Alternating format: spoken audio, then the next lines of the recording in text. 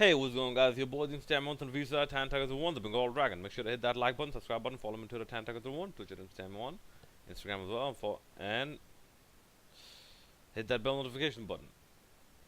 Um,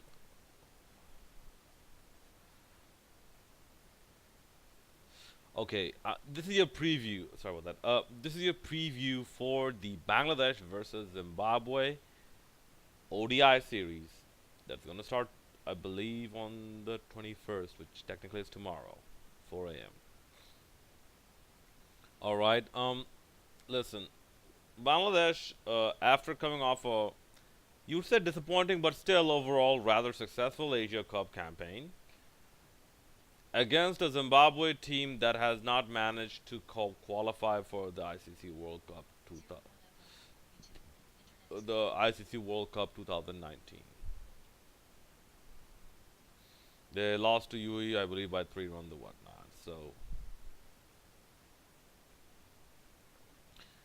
So, yeah, and Zimbabwe, they have had a lot of problems to deal with themselves. Like, yeah, they had to call back a lot of people, and you would say in terms of a political sense, it's something where the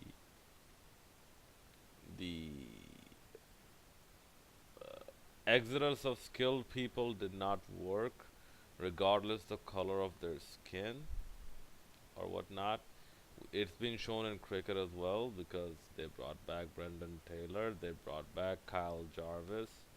They didn't bring back Keegan Meth. They brought back Graham Creamer, Sean Williams. They brought back Sikandar Raza was also on the fringes. They brought part of him brought him back as well. All of whom are not black. What do you know?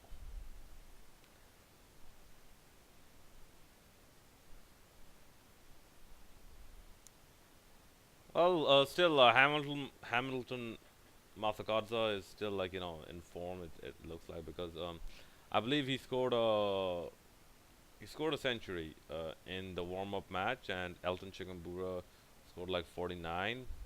But apart from that, there are 178 all out. So that does not bode well thing with Zimbabwe. In fact, if you ask me, I think they had something with Brian Vittori.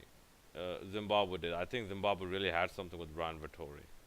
I want to see more. In fact, if there's a chance in the BPL to see Brian Vittori, I want to see that dude. I want to see that dude bowl.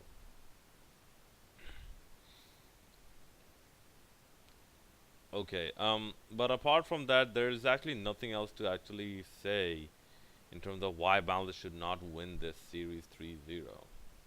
Yeah, you have some debutants in the potential debutants in ODI debutants in Arful Haq and Fazle Rabbi.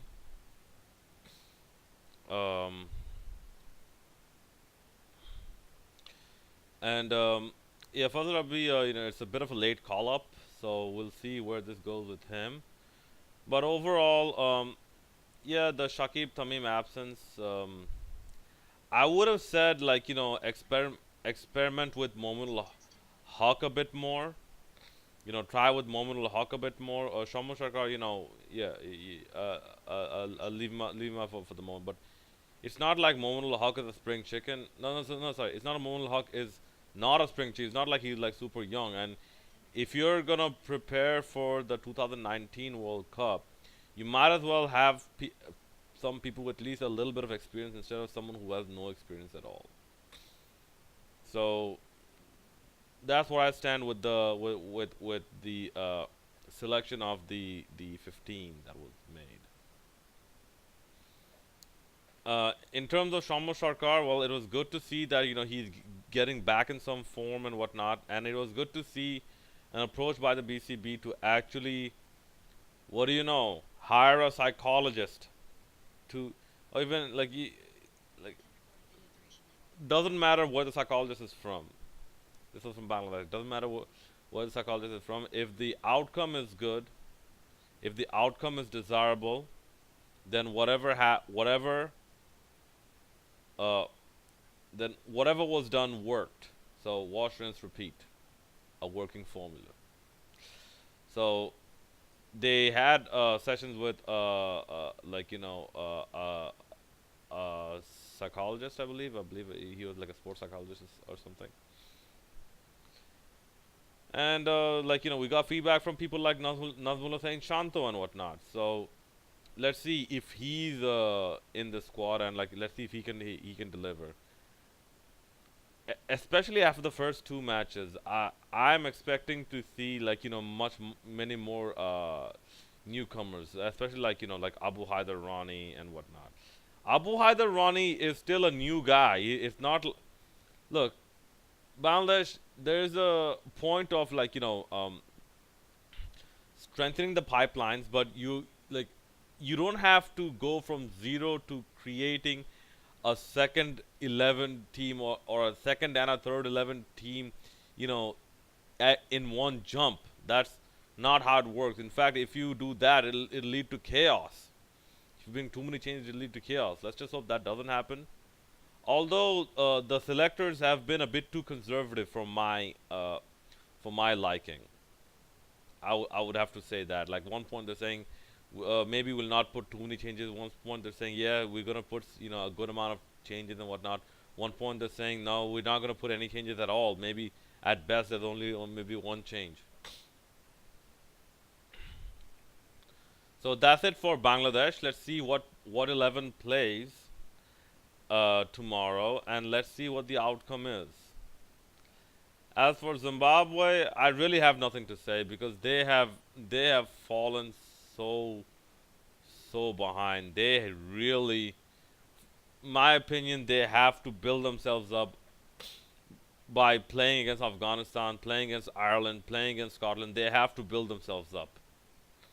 There is no quick fix solution for the shit that's happening with Zimbabwe cricket. All right. But that being said, they still have some good skilled players. So let's see what happens tomorrow, and let's see let's in let I mean for example who's gonna open for Bangladesh and whatnot. That'll be interesting to see. Is it gonna be Fazlur Rabbi? Is it gonna be Mehdi Miraz? Is it gonna be Imrul Kais? You never know. Me personally, I would go with Mehdi Miraz, or I would go with like you know no, you know what? Actually, I'm indifferent. Mehdi Miraz, when you tried it, it kind of worked. Fazlur Rabbi, yeah, is a new guy. You can try him. Imrul Kais is an experienced opener. So I'm indifferent to either, but still it'll be very interesting to see what happens.